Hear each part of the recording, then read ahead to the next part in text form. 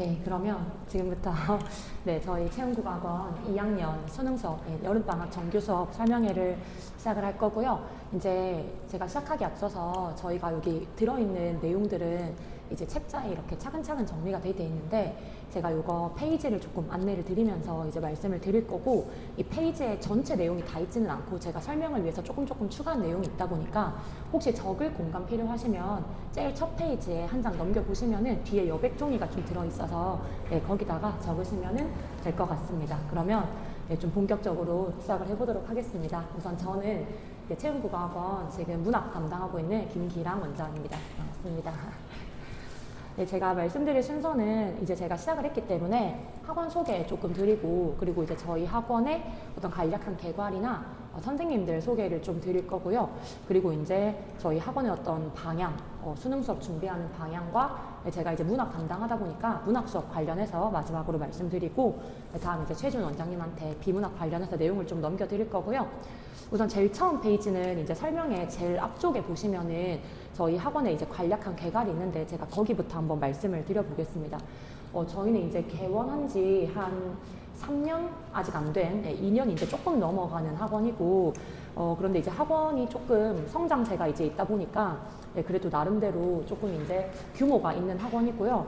저희가 개원 2년 정도 돼서 이제 고3 졸업생들이 작년에 이제 좀 처음 좀 제대로 나왔었는데, 지금 현재 수강생은 한 1000명 넘는 한 1100명 정도 되는 수준이고, 그리고 이제 저희가 작년에 그 대학 입결이 좀 좋았어요. 그래서 작년에만 해도 이제 메디컬, 의대, 치대, 한의대 이렇게 해서 약대까지 해서 저희 학원 지원생들이 이제 9명 진학을 했고, 그리고 이제 서울대에 간 친구도 이제 6명이라 적혀 있는데, 여기 이제 사실 저희가 이제 조금 더 이렇게 하면은 뭐 재수하고 한 친구들 하면은 한 이제 7명, 8명 정도 가능한 그 정도 인원이라고 생각해 주시면 좋을 것 같습니다. 그래서 저희 학원이 이제 2년 정도 돼서 아직 신생이라면 신생이고 이제 조금 열심히 하고 있는 그런 학원이고요.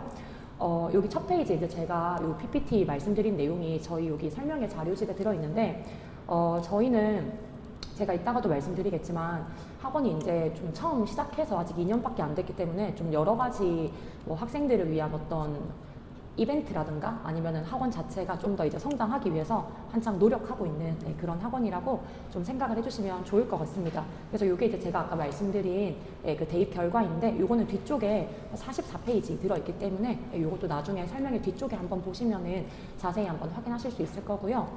저는 좀 소개를 드리자면, 저는 우선 문학 담당을 하고 있고, 지금 현재 이제 내신은 잠실여고, 동북고, 가락고 이렇게 담당을 하고 있는데, 저희는 이제 제가 문학을 다 담당을 하고, 그다음에 이제 최준 원장님께서 비문학을 다 담당을 해서 과목별로 담당을 하는 시스템이어서 저는 우선 문학 담당하는 김기랑 원장입니다. 이렇게 좀 봐주시면 좋을 것 같고요.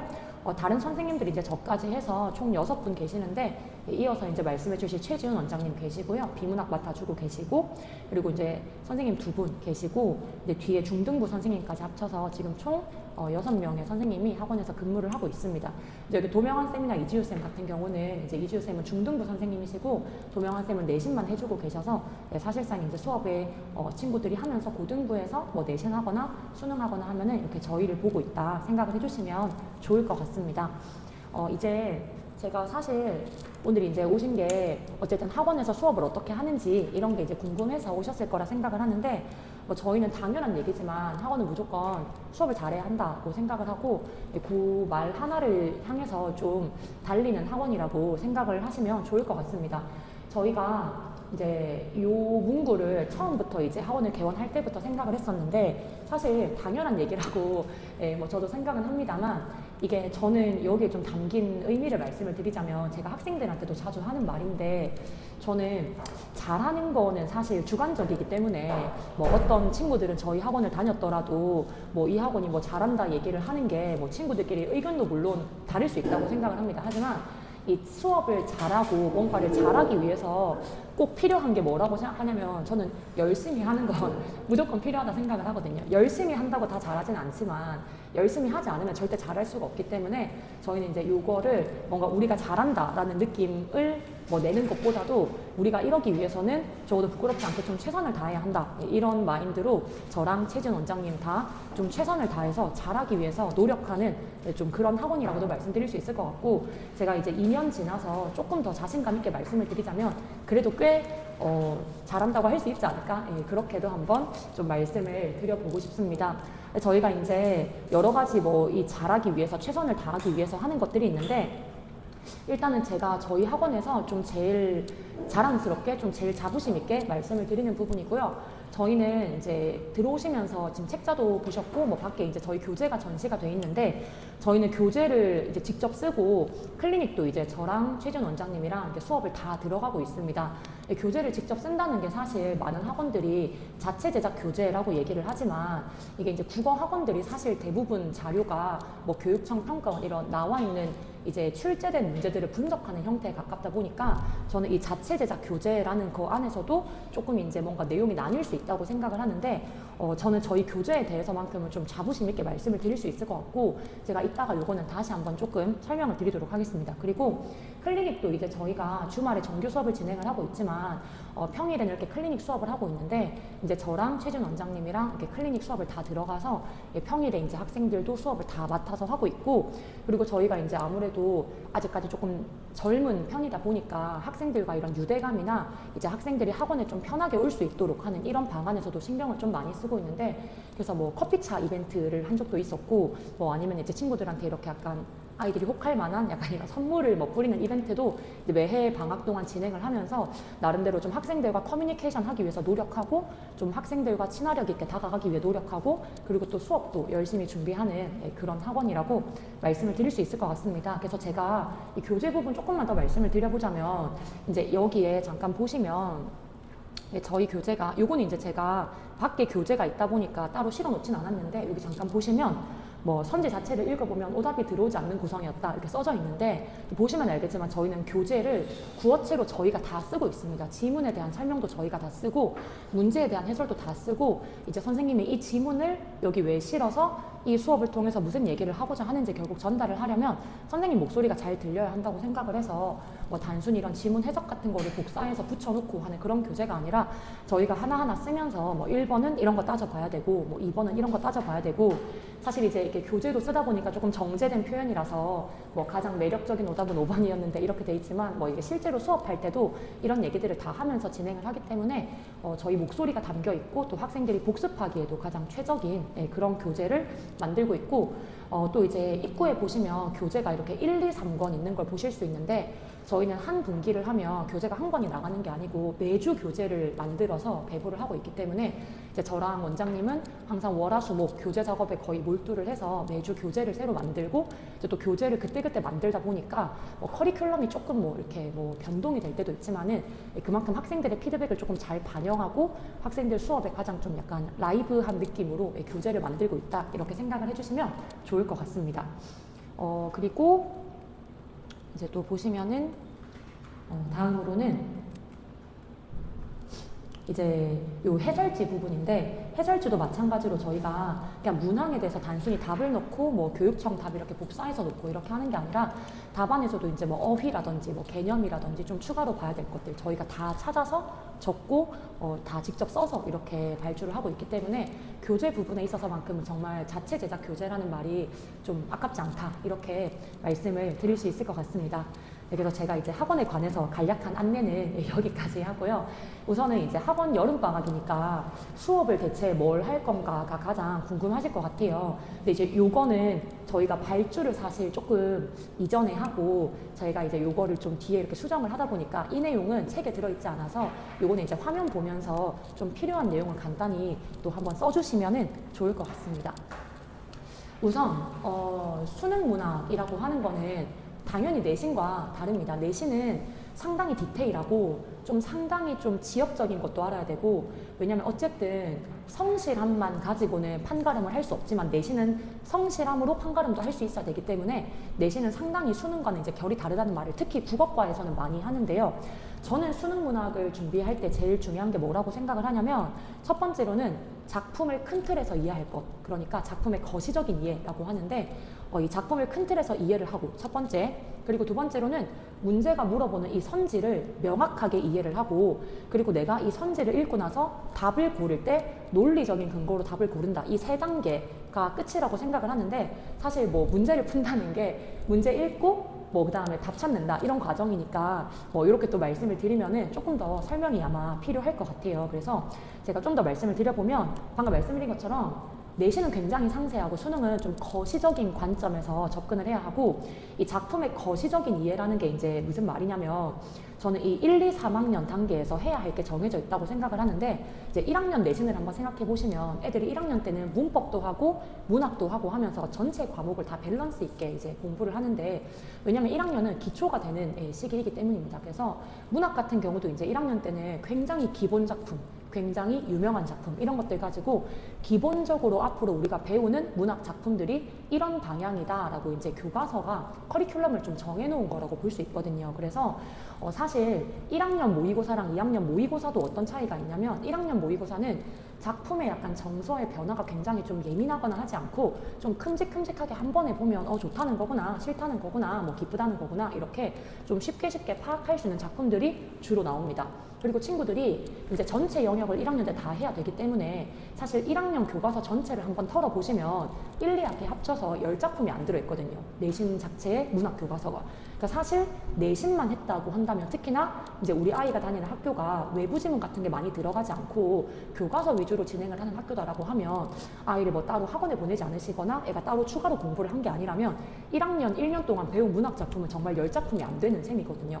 그러면 이제 그 10작품이 교과서에 실려 있으니까 이제 교과서를 만드는 쪽에서도 상당한 엄선을 해서 좀 기본기가 될 수 있는 베이스 작품들 위주로만 이제 실어놨을 텐데 지금 이제 2학년 보시면 알겠지만 2학년 1학기는 거의 대부분 학교 문학을 하고 있고 이 문학은 시험 범위 자체가 좀 차원이 다릅니다. 왜냐하면 저도 이제 잠실여고 동북고 다 내신을 했지만 한 학교당 한 시험당 적어도 15개씩은 작품이 들어가고 있고 그러니까 1, 2학기를 합치면 제가 방금 말씀드린 거는 한 번 시험이니까 총 4학기니까 사실상 문학만 1년 내내 한다 치면 교과서 분량을 똑같이 그냥 양으로 치환을 하면 거의 50작품 이상이 되는 약간 그런 이제 밀도로 2학년 때는 문학을 하고 있습니다. 그래서 이 문학을 2학년 때 교과서가 그렇게 정해놓고 학교에서도 그런 커리큘럼을 한다는 건 사실 학원보다는 교과서나 학교가 좀 더 공신력이 있는 기관이니까 2학년 때는 문학 작품을 많이 봐서 이 문학의 기본기를 닫는 시간을 이 2학년 1학기라고 이제 저는 좀 정해놨다고 생각을 하는데 그래서 수능에서도 이제 마찬가지로 뭘 해줘야 되냐면 우리 친구들은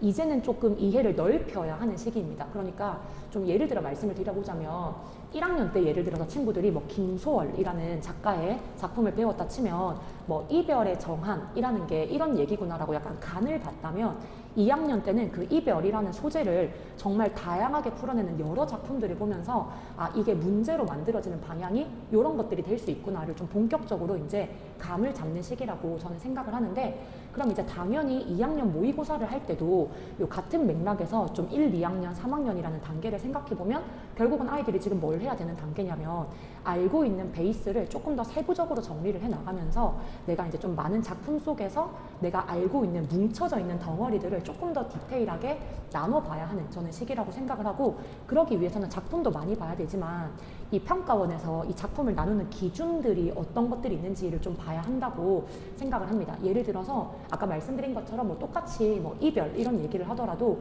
이게 평가원에서 이별에 관련한 시들을 분명히 이제 문제로 낸 여러 가지 예문들이 있을 텐데 뭐 그런 문제들에서 여기서 어떤 포인트들을 주로 물어보는지 이런 것들에 좀 맞춰서 지문을 나눠서 봐야 한다고 생각을 하고요. 그래서 이제 이 작품 같은 경우는 이제 2024년 수능에 나왔던 작품인데 이 수능에서 사실 시를 물어볼 때는 내신처럼 당연히 디테일하게 물어보지 않고 굉장히 지역적인 해석도 없고 작품 자체는 큰 틀에서 전반적인 정서의 흐름과 전반적인 어떤 상황의 뉘앙스 저는 그걸 작품의 톤이라고 얘기를 하는데 뭐 예를 들어서 저희가 영화를 볼 때 로맨스 영화를 본다 치면 로맨틱 코미디도 있지만은 굉장히 약간 좀 서정적인 멜로도 있고 또 아니면은 좀 굉장히 약간 좀 가벼운 그런 작품도 있을 텐데 그런 것처럼 이런 작품들을 많이 보면서 내가 본 주제에 대한 어떤 작품들의 톤이 좀 어떻게 나올 수 있는지 많은 작품을 통해서 공부를 하고 또 특히나 평가원에서 이런 것들을 어떻게 좀 문제로 만드는지 이런 것들을 물어보는 시기라고 생각을 하고요. 그래서 이제 요 지문 같은 경우에도 상세한 내용 단위 이해는 필요 없고 이제 작품을 거시적으로 크게 한번 이해를 해서 일단 그 정도면 정도만 되면은 사실 수능이라는 문제를 풀 준비는 됐다. 좀 이렇게 말씀을 드릴 수 있을 것 같고요. 이제 이렇게 작품의 큰 방향을 잡는 연습이라는 거는 결국 아이들은 큰 방향이라고 하면 이 큰 방향이 얼마나 큰지도 잘 모르기 때문에 우리가 작품을 처음 보면 요 정도까지는 알아야 된다라는 그 약간 좀 감을 잡아가면서 작품들을 조금 이렇게 차근차근 나눠보는 그런 단계가 여름방학 때 이제 문학을 하면서 제가 첫 번째 작품 공부를 하면서 보는 지점이라고 생각을 해주시면 좋을 것 같습니다.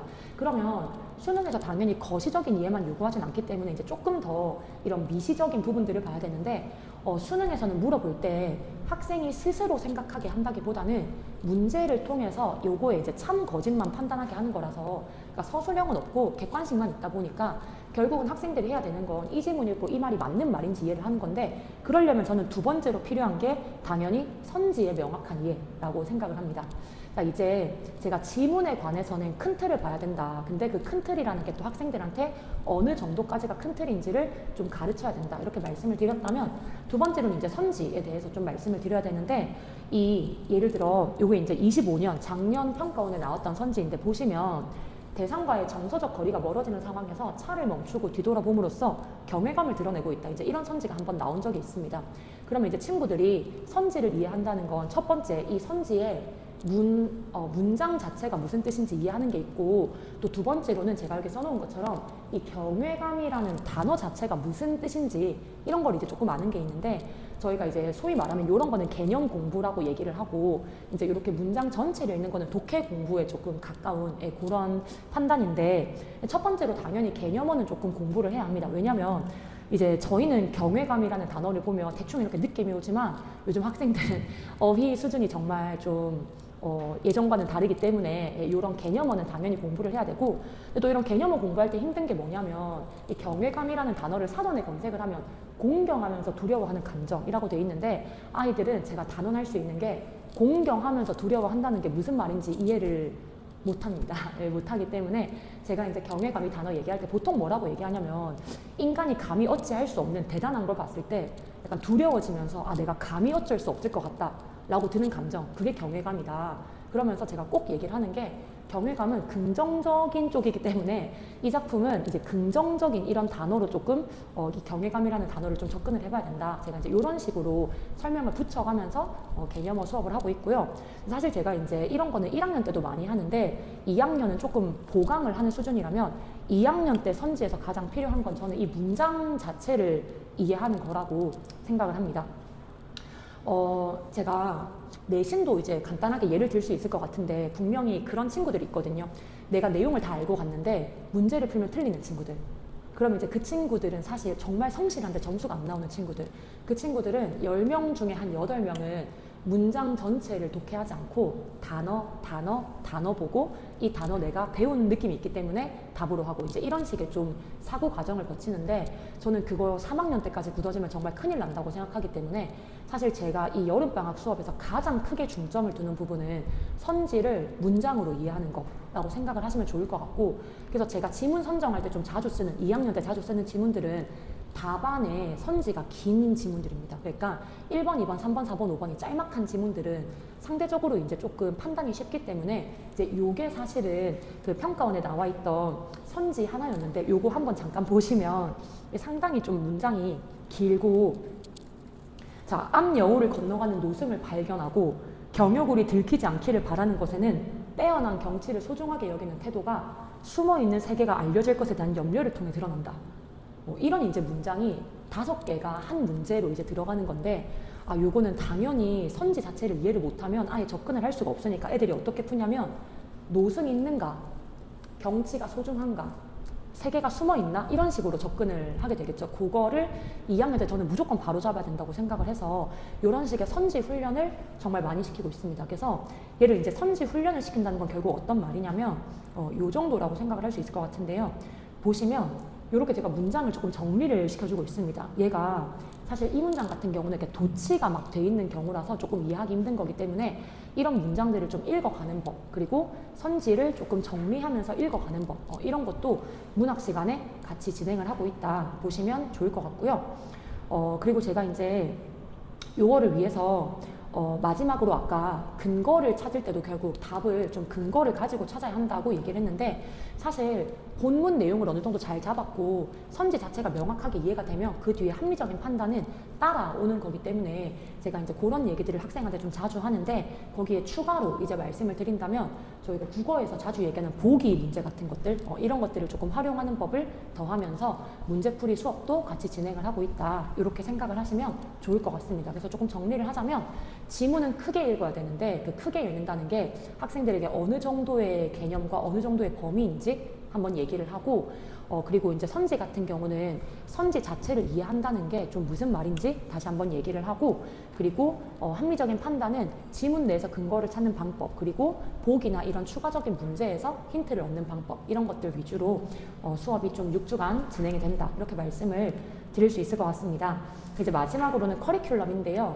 이제 똑같은 내용을 사실 하지만 결국은 커리큘럼은 저는 지문 안에서 어떤 지문들을 다루느냐가 가장 크게 좀 영향을 끼친다 생각을 하고, 저는 2학년 여름방학은 정말 단언컨대 고전에 집중해야 하는 시기라고 생각을 합니다. 고전에 집중을 해야 되고, 그래서 저도 이제 고전 문학을 위주로 하는데, 지금 이 친구들이 고전을 2학년 1학기 중간고사를 하면서 기본 작품들을 한 3, 4개씩을 본 상태입니다. 한 3, 4개 정도?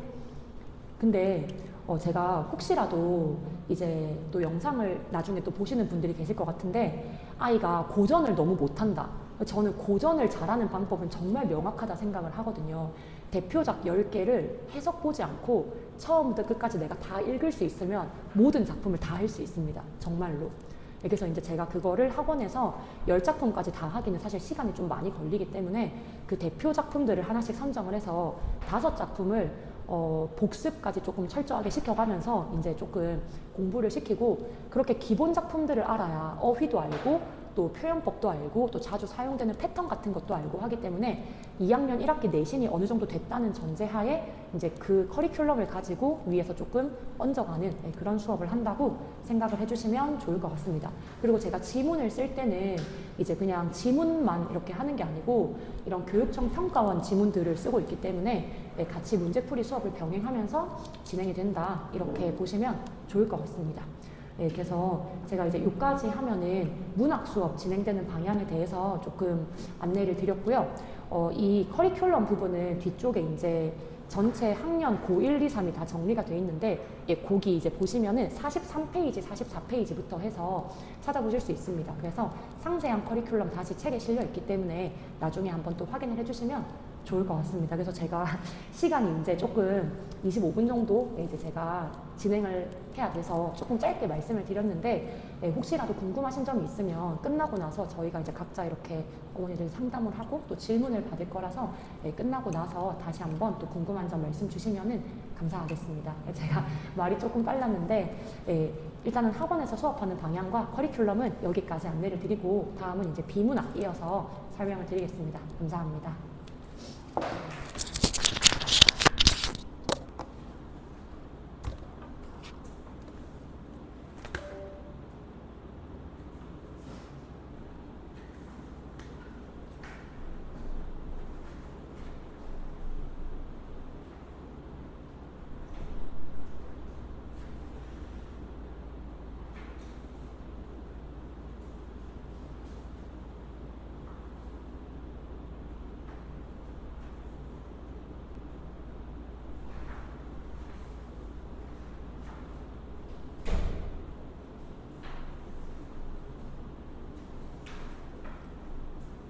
안녕하세요. 네. 제가 비문학을 담당하고 있어서 제가 이제 비문학을 설명드리도록 하겠습니다.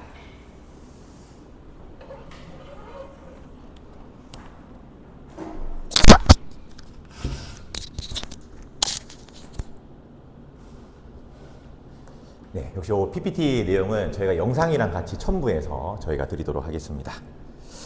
간략하게 이제 어떻게 설명드릴지 말씀드리면은 비문학 어떻게 지도하는지랑 자료, 그리고 이제 한 4주, 5주 정도 진행이 되거든요. 네, 거의 커리큘럼이랑 자주 지는 질문, 시간표 이렇게 소개해 드리도록 하겠습니다. 네, 요거는 이제 그 안에도 있는데요. PPT 자료는 좀 요약본이라서 뭐 요것만 좀 보셔도 될 것 같고요. 이제 고등학교 2학년 여름방학 비문학은 저희가 킬러 문항 위주로만 좀 준비를 했습니다.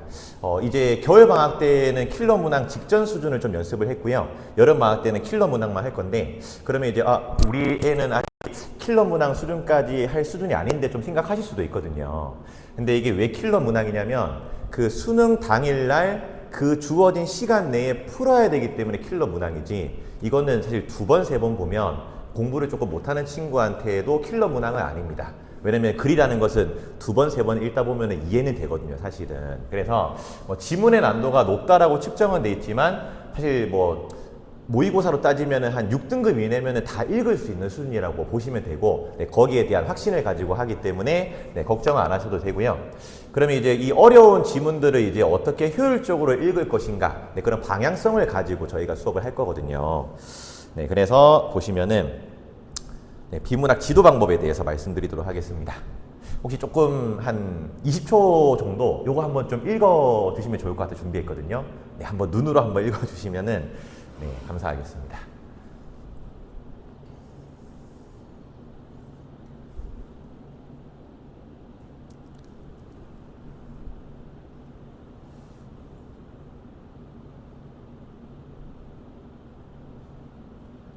그래도 약간 어렵지 않은 일문단이에요. 근데 밑으로 가면 좀 어려워지긴 하거든요. 그냥 학생들은 요 정도 수준의 글을 읽고 있다고 보시면 되는데요. 아마 이거를 어떻게 읽을 것인가는 사람마다 좀 다를 수 있다고 생각을 합니다. 근데 저희가 이제 이번 여름방학 때도 해야 되지만 겨울방학 때 해왔던 작업은 이 글이 약간 요렇게 조금 보여야, 네, 그래야 잘 읽을 수 있다라는 생각으로 지도를 하고 있거든요. 그러니까 저희가 이렇게 중요한데 밑줄 치라고 하잖아요. 막 그런 느낌처럼 학생들 눈 아니면 손으로 이렇게 좀 밑줄이 들어가야 됩니다. 근거는 뭐냐면 이제 조선시대 사상에 대한 이해도가 사실 좀 필요한데요. 뒤에 말씀드리겠지만 비문학 읽을 때 배경지식을 부정할 수 없다고 생각합니다. 그래서 배경지식이 있는 친구들은 조선시대다. 그 다음에 유학이 있으면 불교, 도교도 있구나. 이 3대 종교에 대한 인식이 좀 있어야 되고요. 그럼 여기에 유학이 있으니까 밑에 도교가 있네. 그러면 둘은 좀 다른 종교이기 때문에 구분하면서 읽어야 되겠다. 근데 요 생각을 가지고 읽기에 지도를 하고 있거든요. 그래서 일문단이 요렇게 보이는 훈련을 다부지게 조금 할 겁니다. 1문단을 일단 잘 읽어야 되고요. 제가 2문단을 보여드릴 건데 혹시나 1문단에 요런 느낌을 받으셨다면 2문단에 이 문장이 왜 나왔는지가 이해가 돼야 되거든요, 사실은.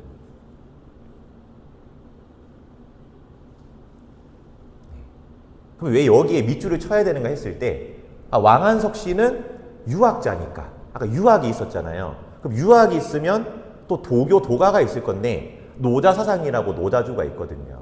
근데 뒤에 말씀드리겠지만, 배경지식이 없으면 또 못 읽게 되긴 하거든요. 근데 그걸 가지면서, 이 문단에서 이 문장이 중요하구나에 대한 인지가 일단 필요하고요.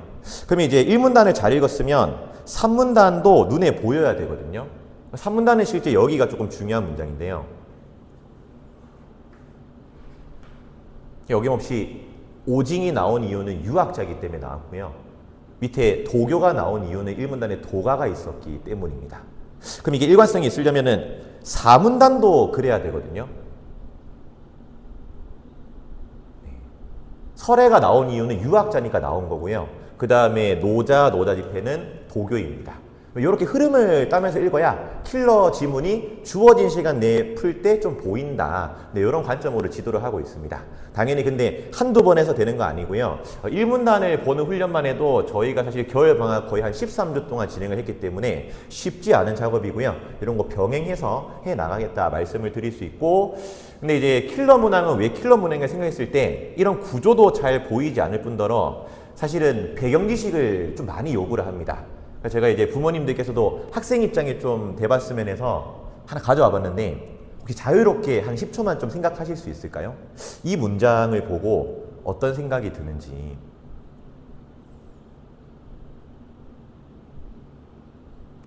일단 배경지식이 없는 친구들은 아무 생각이 좀 안 듭니다, 사실은. 근데 배경지식이 있는 친구들은 세금은 인간이 내는 거 아닌가?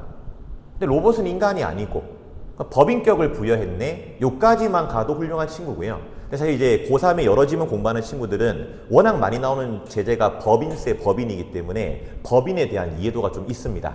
아, 세금은 자연인과 법인만 내는 거잖아. 그러면 왜 로봇에 법인격을 부여하지? 세금 내게 하려고 하는구나까지 가는 게 좀 잘 읽는 친구들입니다.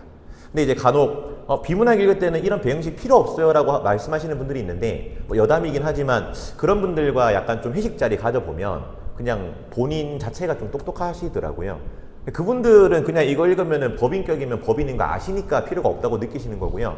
근데 집에 가서 학생들한테 한번 이렇게 물어보게 하시면 사실 법인격이 뭔지, 법인이 뭔지 모를 가능성이 훨씬 더 높습니다. 글이라는 건 배경식을 부정할 수 없으니까 방학 때 이 작업을 꼭 해야 된다 해서 요거를 좀 선정을 했고요. 킬러 문항들의 그 배경식 수준을 한번 좀 제가 요약을 해 와봤는데요. 첫 번째 2026년 수능에서 채권자 채무자에 대한 개념 이해도가 좀 있어야 됩니다. 이제 저 개념이 워낙 많이 나왔기 때문에 친절하게 설명해 주지는 않습니다.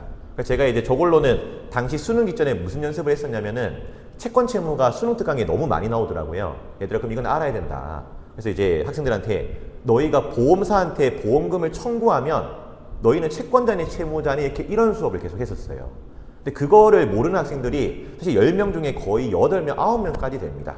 그러면은 채권 채무 관계가 이해가 안 되면 나중에 소송 지문에서도 뭐 소송 거는 사람이 채권자인지 채무자인지 이게 이해가 안 되는 거죠. 걸면 채권자, 당하면 채무자가 이해가 돼야 글을 읽는데 애초에 저 용어가 이해 안 되면 그냥 안 되니까 그래서 언론에서 킬러 문항 이렇게 나오는 거고요. 그 다음에 이거는 뭐 뉴스에 더 많이 나왔었지만 브레턴 우드 체제라고 경제 지문이 있었는데요. 환율이 증가한다부터 일단 모르는 친구들이 많습니다. 그래서 지금 환율 좀 올랐니 내렸니 하면은 이것조차 모르는 친구들이 열에 한 5은 되고요. 그럼 환율이 올랐는데 원화 가치가 어떻게 됐니 물으면은 이거 모르는 친구는 이제 10명 중에 7명까지 증가를 합니다. 실제로. 네. 그리고 마지막에 그러면 우리나라 돈 가치가 좀 떨어졌는데 수출 잘 되니 하면은 이거는 열에 한 8.5명은 모르는 것 같습니다. 근데 이 당시 수능이 계속 해제되는 이유는 환율 증가까지만 본문에 제시되어 있고 뒤에는 내용이 없습니다. 네, 출제지는 의도는 말씀하시지 않지만 저는 비문학 가르치면서 느꼈던 게 이거였습니다. 너는 중학교 때 탐구 과목 안 자고 잘 들었니? 약간 이 느낌을 좀 많이 받았었습니다. 배우고 왔으니까 당연히 아는 거 아니야? 이런 느낌을 좀 많이 받았거든요. 네, 이런 거를 제가 배경지식이라는 타이틀을 달아봤는데 누군가한테는 당연한 거일 수 있겠지만 사실 당연한 게 아닐 수도 있고 학생들은 좀 어리잖아요. 어리니까 이런 게 모르는 게 너무 당연해서 이걸 가르쳐야 되는데 안 가르치면은 어차피 못 풀 것 같다 느낌이 들어서 네, 여름방학 때는 여기에 좀 매몰돼서 하기로 했습니다. 그러니까 제 어릴 때는 부모님들도 보셨겠지만 약간 드라마에 상속자들도 있었거든요. 그래서 학생들도 상속자는 아는데 지문에 갑자기 또 피상속자가 나오면 또 헷가닥 하더라고요.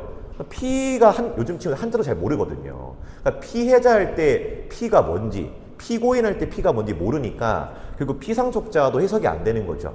그러면 얘들아 피해자는 해를 당했으니까 그럼 상속을 당하는 느낌이면 어떻게 생각할까 하면은 그때서야 이제 부모님쯤 되지 않을까요? 이렇게 얘기는 하거든요. 그래서 이런 것들을 여름방학 때 좀 다부지게 해야 그래야지 좀 읽을 수 있습니다. 킬러 문항에 나오는 이 용어들 보시면은 좀 학생들 입장에서 좀 어려워할 수 있겠구나. 네, 이렇게 좀 생각해 주시면 좋을 것 같습니다. 앞에 이게 말씀드렸던 법인 같은 경우에도 저도 사실 돌이켜보면은 이게 사회생활 하면서 법인이라는 걸 좀 알았지 어린 나이에는 좀 모를 수 있겠구나라는 생각을 좀 많이 했었거든요. 그래서 이제 저희의 비문학 지도 방식은 1번 네, 정확한 방법은 앞에서 말씀드린 구조적 읽기와 배경지식 쌓기에 매몰되는 것 네, 여기에 좀 집중을 할 거고요. 2번은 일부러 한번 좀 실어봤습니다. 이게 이제 한 번씩 상담을 전화를 오시면 왜 이렇게 좀 빨리 안 오를까요? 좀 질문을 많이 하시는 분들이 계십니다. 그러면 저는 뭐 제가 봐도 상담을 좀 잘 못하는 것 같은 게 나중에 잘 될 거예요 이렇게 좀 말씀을 드리거든요. 근데 원래 나중에 잘 될 거야가 맞기 때문에 그렇게 말씀을 드리는데 왜냐면 시간적 투자 없이 잘 되는 게 말이 안 되잖아요. 그래서 뭐 최근에도 학생들이랑 월드컵 얘기하면서 했는데 겨울방학 때 학생들이랑 농담으로 얘기했거든요. 월드컵 어떻게 될 것 같니? 당연히 망하는 게 맞지 않을까라고 했는 게 왜냐면 이제 부모님들도 2002 보셔서 알겠지만 저도 2002를 봤기 때문에 그 2002년 6월 1년 전부터는 진짜 잘했거든요. 저희 나라가. 근데 1년 그 전에는 좀 못하긴 했었잖아요. 근데 6월 기준으로 1년에 잘했으니까 잘한 거지. 근데 갑자기 잘하고 이런 건 없잖아요. 네, 국어도 투자를 좀 해줘야 되는데 안 하고 갑자기 잘하는 건 없기 때문에 뭐 공포 마케팅 이런 거는 별로 관심이 없는 학원이고, 근데 이렇게만 해도 학생들이 좀 믿고 따라오는 친구들이 꽤 있더라고요. 네, 그래서 실제 사례도 한번 좀 준비를 해봤는데요. 여기서 말씀드리고 싶어는 이렇게 진득하게 올바른 방향으로 하면은 좀 늘 수밖에 없는 것 같습니다. 이 친구는 이제 6월 평가원 이제 최근에 있었던 시험에서 100점도 받았는데 처음부터 잘했으면 사례로 넣지도 않았고요. 네, 당연히 많이 미약한 친구였기 때문에 사례로 넣었는데 아무튼 저렇게 6월 평가원 100점 받기까지 얼마나 고생했을까 생각을 해보면 진짜 고생을 많이 했던 친구고요. 대신에 이제 그 고생 중에 하나가 뭔가 좀 점수가 안 나와도 그래도 방향성을 믿고 따라온 것, 그것도 저는 포함이라고 좀 생각을 하고 있습니다. 그래서 앞으로 9월 수능도 잘할 거라 생각하고 있고요. 네, 이런 친구는 좀 한둘이 아닌데 여기는 이제 여고 친구인데 여기가 이제 부모님이 보내주신 문자였는데요. 요렇게 한 4줄만 읽으셔도 얼마나 이게 그러니까 이제 대충 살아온 친구였는가가 좀 보이실 거예요. 부모님들이 이렇게 길게 문자 잘 안 주시거든요, 사실은. 근데 얼마나 이렇게 보는데 속이 터지셨는지 느껴지실 정도로 이제는 좀 많이 변했구나를 이렇게 말씀해 주시는 그런 문자였는데요. 집에서 맨날 한 14시간, 5시간 잠만 잤다고 하더라고요. 이 친구를 변화시키면서 중간에 전화 오시면서 답답한데 언제 변할까요 하시면 그래도 2학년 때는 달라질 겁니다. 제가 거짓말을 안 해요. 안 달라지면 안 달라진다 하거든요. 이 친구는 달라짐이 좀 보여서 지금이 좀 지나긴 했네요. 올해 3월에 저한테 카톡 준 거였는데 저는 이 정도면 많이 성공했다고 생각을 합니다. 뭐 책 추천도 해달라고 하고 그만 본다 하지만 핸드폰은 여전히 보고 있지만 많이 변했고요. 이 친구가 진짜 변했다고 느낀 게 여기 보시면 이제 성적표 보내주면서 이런 말을 했는데요. 제가 약간 좀 흐릿하게 했지만은 그래도 2학년 첫 시험에서 국어 14등을 했거든요. 뭐 무난하게 1등급인데도 뭐 본인은 10등 안을 원했던 것 같아요. 그래서 이 정도면 많이 변하지 않았나. 다만 이 친구 변하는데 한 2년 정도 소요가 된 것 같습니다. 중3 때부터 해가지고. 그리고 이제 마지막도 비슷한 사례인데 이건 좀 다르게 좀 설명을 드리고 싶어서 타이틀과 다르게. 이제 학생 막 공부하는 거 보면서 요렇게나 했는데도 왜 성적이 안 나올까가 제일 궁금하실 것 같아요. 그러니까 제가 이제 그런 거는 인터넷에 안 나오기 때문에 제가 가져왔습니다. 6월보다 더 어려웠던 게 고3 3월 모의고사였습니다. 97점이면은 그냥 전국 탑이라고 보시면 되고요. 그럼 이제 왜 3학년이 돼서 열심히 공부했는데 안 올랐는가는 검색에도 안 나오거든요. 저는 답이 여기 있다 생각해서 이렇게 가져왔는데요. 언어와 매체도 3월 말쯤에 1회독을 마치고 기출을 가끔씩 푼다. 여기에 답이 있는데 학생들 모르더라고요. 일단 저 엄매책은 수능 특강이란 책이고요. 2월에 출간이 됩니다. 근데 3월 말에 이미 끝나 있어요. 근데 저기에 엄매도에서 도를 읽어주시면 엄매도 했고 문학도 했고 비문학이 다 끝난 거예요. 그렇게 농담으로 말하면 이게 비정상적으로 공부한 친구가 너무 많기 때문에 그래서 해도 안 나오는 게 원래 정상이고 맞는 거거든요. 근데 학생들은 조금 하다가 안 되면은 나는 좀 머리가 안 좋은 것 같아 라고 생각하는데 그게 아니라 이렇게 공부를 해서 그래서 이상한 거를 좀 알아야 된다면서 지도하면서 이 방법으로 계속 나가기를 권유를 하고는 있습니다. 부모님들께서도 조금 답답하실 때도 있겠지만은 노력의 강도는 또 사람마다 다른 거니까요. 이렇게 시킬까라고 고민하셔도 되겠지만은 조금 더 이렇게 믿어주고 하시면 되지 않을까. 학생들한테 어떻게 얘기하냐면요. 이 친구는 이제 조금 빠르게 도달했을 뿐이고 너희도 조금 뒤따라서 천천히 가면 잘할 수 있을 거야. 뭐 이렇게 좀 지도를 하고 있습니다. 네, 아무튼 저희는 이제 요약해서 말씀드리면 정확한 방법으로 많은 시간 투자하는 거 너무 당연한데 이렇게 하면 오른다라는 믿음을 가지고 학생들을 지도를 하고 있습니다. 네, 그래서 이제 제가 항상 마음에 새겨두고 있는 말이라서 이렇게 학생들한테 항상 이 말을 좀 강조를 하고 있습니다. 너희들의 보상은 절대 결석하진 않아. 나중에 오겠지만 계속 하는 게 중요해. 이렇게 말을 하면서 가르치고 있고요. 자료 같은 경우에는 이제 저희가 직접 씁니다. 근데 이 직접 쓴다는 얘기는 사실 어느 설명회를 가도 많이 들으셨을 거라고 생각을 해요. 근데 전문가가 아닌 이상 뭐 이게 직접 썼는지 안 썼는지 잘 모르잖아요. 근데 제가 이제 학원 설립은 2년밖에 안 됐지만 여기서 꽤 오래 있었기 때문에 사실 저는 이렇게 보면 알거든요. 뭐 다른 학원에 대해 언급하는 건 굉장히 조심스럽지만 사실 자체 교재를 쓰는 학원이 있는가 하면 저는 사실 거의 없다고 확신을 하고는 있습니다. 혹시나 있다면 강사 개인이 쓰는 게 아니고 이제 학원에서 써준 건 있겠지만 사실 거의 없고요. 그래서 제가 이제 이거를 왜 굳이 쓰려고 했냐면 학생들이랑 얘기를 하면서 왜 굳이 대치를 가야 되니 물으면 그 쌤 자료는 수업 내용과 닮아 있어서 간다 이런 얘기를 하더라고요. 그 말은 즉슨 사실 대부분의 한 95%의 학원들이 선생님 수업 따로 자료 따로니까 복습의 연장선이 없는 거죠. 근데 저희는 이제 이렇게 하다 보니까 실제로 이제 수강생, 뭐 내신은 뭐 이미 개강할 때부터 사실 요 지역에서 제일 많았지만 겨울 방학부터는 이제 수능도 사실 이 지역에서 제일 많은 학원이 됐거든요. 그러니까 이유는 뭐 여기에 있다고 생각을 해서 근데 요게 이제 저희 학원 좀 강점이라고 봐주시면 될 것 같고요. 그래서 요거는 이제 그냥 표본으로 넣었는데 네, 자료집에도 있기 때문에 한번 눈으로만 봐주시면 될 것 같습니다. 네, 방학 커리큘럼은 아까 소개드렸듯이 1강부터 끝강까지 킬러 문항만 진행을 하고요. 이 어려운 지문을 1문단을 어떻게 잡고 내려가는가 이게 첫 번째고 두 번째는 여기 나온 배경지식을 어떻게 좀 효율적으로 쌓을 것인가 네, 요거에만 집중해서 네, 저희가 지도를 할 생각입니다. 네, 자주 묻는 질문은 그냥 제가 미리 준비는 해왔는데요. 그래서 미리 설명드렸던 부분들이 있고요. 근데 제가 이제 꾸준히 많이 하는 게 중요하다는 것 중에 하나가 이 두 번째긴 합니다. 여기 뒤에 설명드릴 클리닉에 포함되어 있는데 요거는 부모님들께서도 약간 좀 보험을 주셔서 강제로 오게 해주시면 사실 이제 전국의 학생을 100으로 놓고 봤을 때 방학 때 매주 모의고사를 풀로 푸는 친구가 몇 명일까 생각해 보시면 10%도 안 됩니다, 사실은. 왜냐면은 가서 폰 보고 뭐 중간에 딴 거 하고 이게 80분을 집중을 잘 못 하거든요.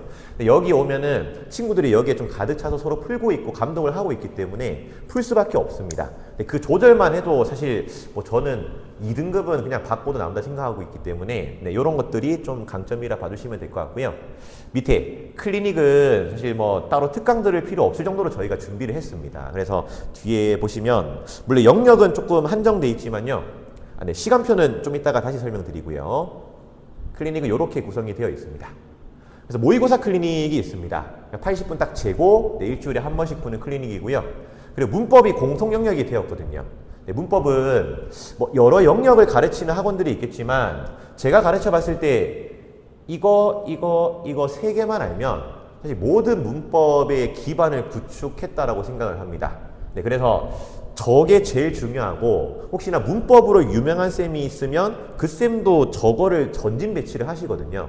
저희도 예비 고1 때는 얘를 일부러 전진 배치를 합니다. 왜냐면 문법 전체 파일가 여기까지 있으면 쟤들이 딱 여기 있거든요. 여기서 뻗어 나가기 때문에. 근데 2학년쯤이면은 아마 1학기는 거의 다 문학 시험을 봤을 거예요. 감이 다 떨어져 있는 상태에서는 지금은 기본기를 다시 다지는 게 훨씬 더 효율적이기 때문에 네, 요거를 진행하고 있고 그리고 이제 1학기 문학을 거치면서 2학기 때는 사실 이제 문학이 내신인 학교가 거의 없는 걸로 알고 있습니다. 다만 수능 문학은 남아 있는데 아마 개인적으로 한계를 느낀 부분이 고전 어휘 너무 어렵다는 친구들이 좀 있더라고요. 이 친구들을 좀 보강하기 위해서 이런 클리닉도 좀 준비를 해놨습니다. 네, 그래서 이렇게 클리닉이 있는데 뭐 저희가 특강식으로 좀 준비를 해놨으니까 뭐 이제 수업이랑 거의 동일하게 들어간다 보시면 되고요. 네, 실제 수업은 이렇게 세 타임이 있습니다. 그래서 토요일 한 반, 네, 일요일 두 반 이렇게 진행이 되고요. 네, 겨울방학 기준으로는 이제 가장 그나마 좀 적은 반이 요 타임이었던 것 같은데요. 보통 한 40-50명씩 이렇게 좀 배정이 되어 있고요. 여기가 한 30명대였던 걸로 기억을 하고 있습니다. 네. 네, 나머지는 기타 안내사항은 네, 책자에도 있고요. 요까지가 제가 비문학 준비한 사항이었습니다. 혹시 이렇게 좀 소소하게 했지만은 질문할 거 있으면은 또 바로 말씀드릴 수 있어서 네. 네.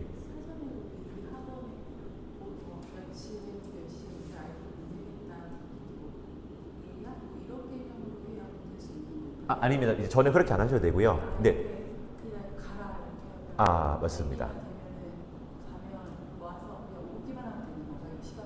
네, 맞아요. 근데 저희가 이제 사전 조사는 받는데요. 이렇게 개강을 하면 이제 각 타임에 OT 할 때 내가 오늘 저녁에 그 신청 링크 보낼 거야 라고 할 거거든요. 안아주고 그렇죠. 맞아요. 예. 아, 그래 맞아요. 그렇게 하셔야 됩니다. 네, 그래서 맞습니다. 아, 그렇군요.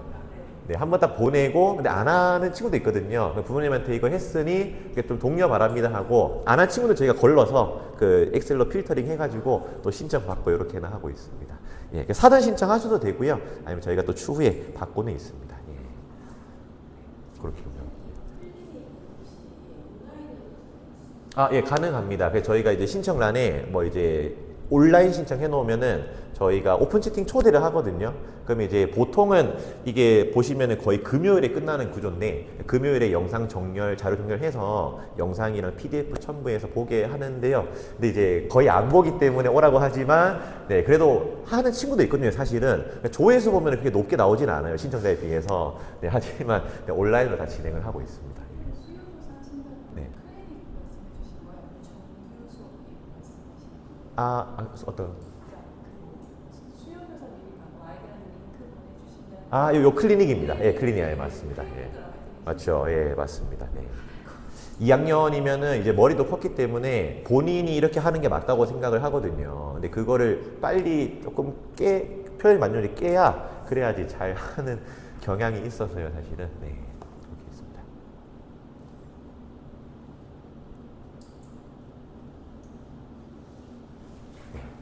장면은 되셨을까요? 알겠습니다. 혹시 또 궁금한 점 있으면 또 물어보시고요. 네, 그럼 여기 하고 이제 마치도록 하겠습니다. 감사합니다.